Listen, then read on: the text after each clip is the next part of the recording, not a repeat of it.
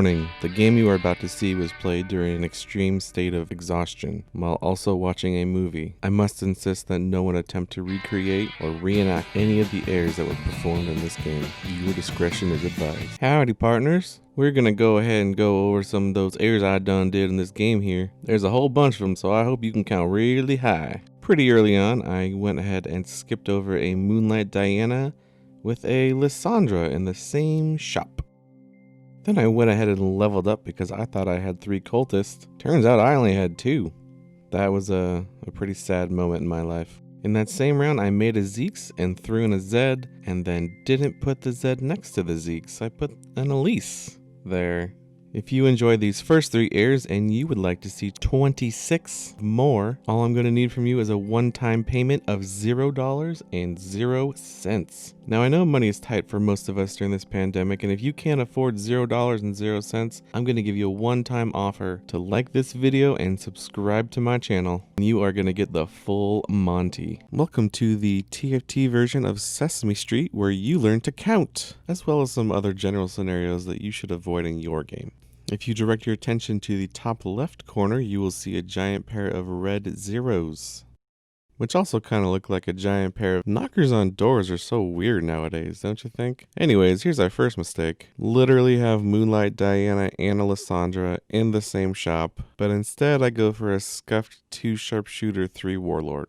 Even though I'm eventually going to sell for my roll down at 4-1, if I just found 2 more Lysandras, I could have a 3-star Diana. Or this Aphelios that just rolled into my shop. He would be the perfect Zed item holder. We are off to a great start.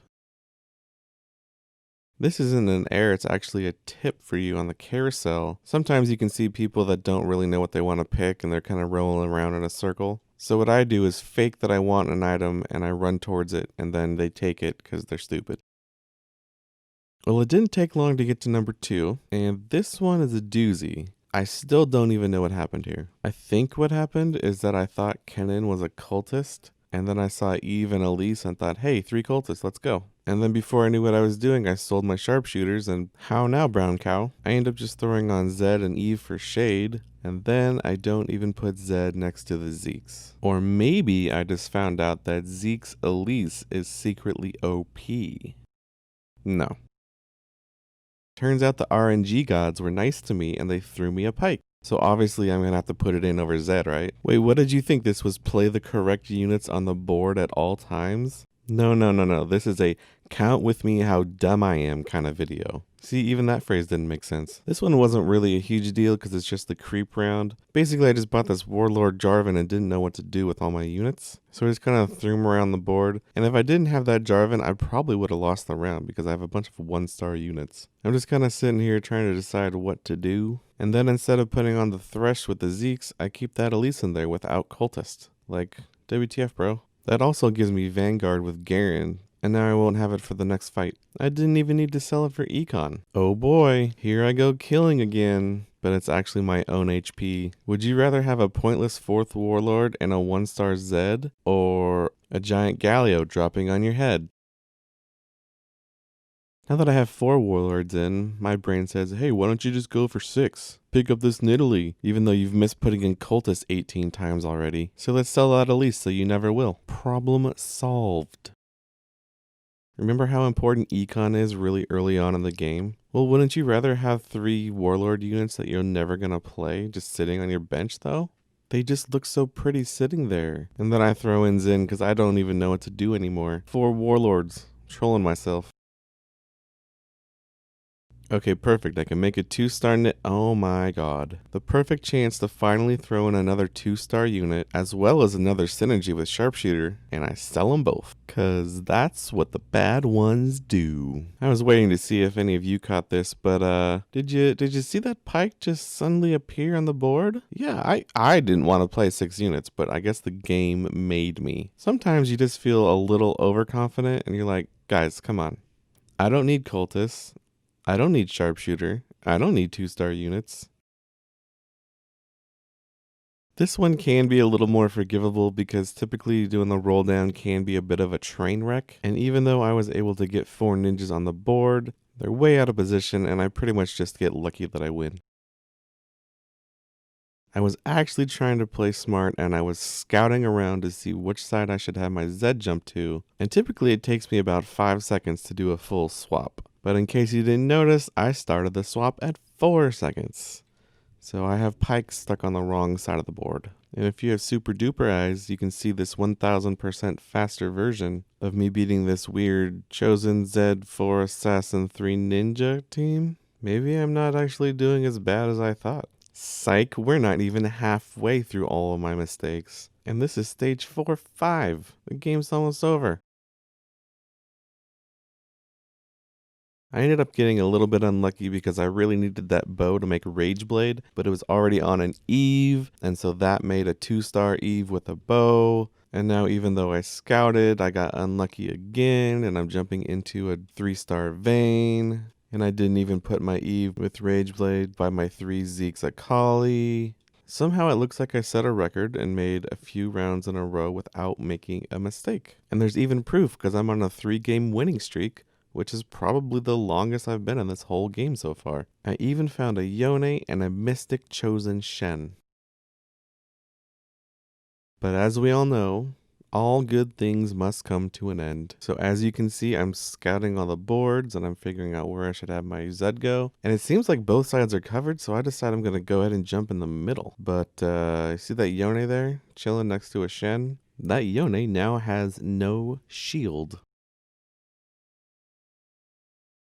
This is one that I'm probably most proud of. Honestly, it took a lot of dead brain cells to make this one happen. Oh, the 1-cost Zephyr when there's a 4-cost right next to me. Good thing I picked up a Zephyr when most of the carries already have QSS, and not that Rabadon's that I could have put on Yone so he could do actual damage.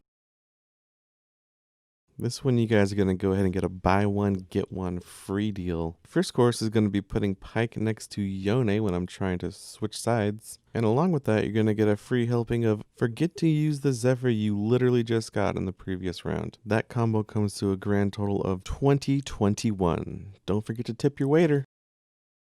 In case you still have room for dessert, I'm going to give you a free platter of let's not use our Zephyr again. Hey everyone, take a look at me circling the Zephyr that I just found on my bench. It's like I'm proud of myself for finally noticing the obvious.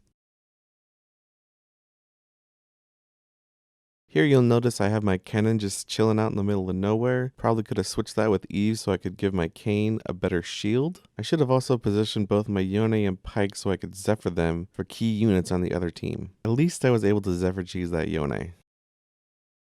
So Richie Rich over here is sitting at level 9 and doesn't want to roll his gold down to 0. It's like he's too good for money. That could have been a Yone 2, or Kennen 2, or Eve 2, or Elise 2. I'm going to go ahead and label this one as proudest moment number 2. I have 13 seconds to go ahead and see what unit I want to Zephyr. He does not move a single unit on his board just so I can get exactly what I want. So I proceed to fumble my buttons, don't know how to get back to his board, think hey, I think it was about here, completely missed the Sejuani, and Zephyr a soldier. As you can see here, I'm on a 4-game win streak, and my first thought is, hey, maybe I should sell that Shen because I'm at level 9. I even have a backup one on my bench, so it's not a problem. So instead of rolling down my gold and finding better units, I'm thinking, hey, I really messed up that last Zephyr. Let's make sure I don't mess this one up. Let's aim for that 3-star Jinx. And just like that, he moved his whole team while I was sitting there hovering around with a Zephyr. My backup plan of jumping Kane into their backline still worked. Don't forget he's 2-star with a GA and Morello. Remember that last round when I was moving my Zephyr around instead of spending 30 gold? Well, let's just do that again but make it 50 gold. What's the point of guaranteeing 2-star legendaries when you can just move your Zephyr around for 30 seconds? At least this time I hit the right unit, set 2, with a bunch of items. Thank you everybody for counting to 29 with me. It turns out I did get a happy ending, but hopefully you can take away some things that I did wrong that you won't do in your next game. As I mentioned at the beginning, it turns out being tired and watching a movie while playing TFT is not the best combination. But as you can see, as long as you position okay, a 2-star Zed can carry you pretty well. Just don't jump into Vayne 3 and instantly die. And here's to 29 more years of TFT on YouTube.